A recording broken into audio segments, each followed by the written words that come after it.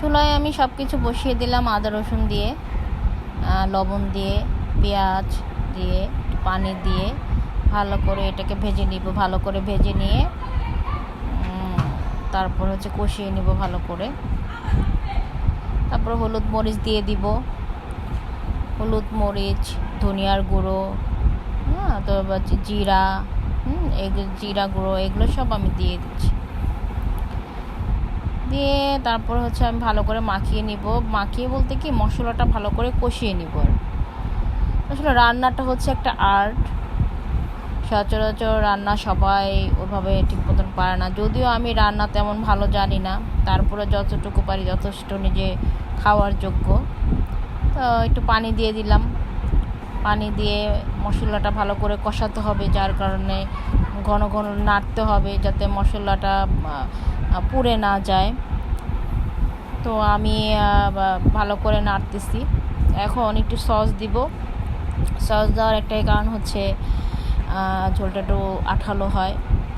তারপরে টক দইটা দিয়ে দিব। টক দইটা ভালো করে নেড়ে তারপর টক দইটা দিয়ে দিব। টক দইটা দিয়ে দিলাম।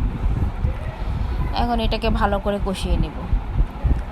ভালো করে কষানোর সময় আসলে ঘন ঘন নাড়তে হয়, যার কারণে মশলাটা যেন নিচে পুড়ে না যায়, লেগে না যায়।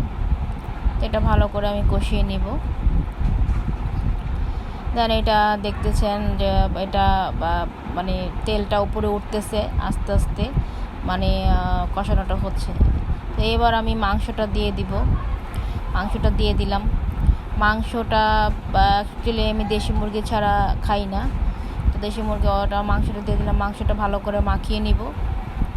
দিয়ে ভালো করে পিট উপিট করে ভালো করে মশলাটা মানে পুরো মশলাটা মাংসের সাথে আমি মিক্সড করে নিব। অনেকে আপনার মাখিয়ে রেখে দেয়, তো আমি মাঝে মধ্যে রেখেও দিই মাখিয়ে, আবার এভাবেও রান্না করি। কিন্তু সব কিছুর ঊর্ধ্বে আপনি যদি সব কিছু যদি কষিয়ে রান্না করেন ভালো হয়। তো এখন আমি ভাপে দিব, মানে মাখানো হয়ে গেছে। তা আমি কোনো পানি ছাড়াই আমি ভাপে দিব। ভাপে দেওয়ার একটাই কারণ মাংসের ভিতরে মশলাটা ঢুকে। তো আমি আবার ঢাকনাটা উঠিয়ে এই পিঠ থেকে ও পিঠ আবার উল্টিয়ে দিলাম। তো দেন দেখলাম যে না, মাংসটা ভালোই, মানে একটু ঝোলটা কমে আসছে, বা মাংসের ভিতরে যে পানিটা এটা বের হয়ে আসছে।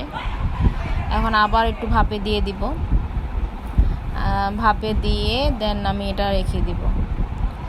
তারপরে মাংসটা আমার তো হয়ে যাচ্ছে। তো মাংসটা হয়ে গেছে। আমি মাখা মাখা ঝোল খাই, যদিও এটাকে বোনা হিসাবে আমি খাই।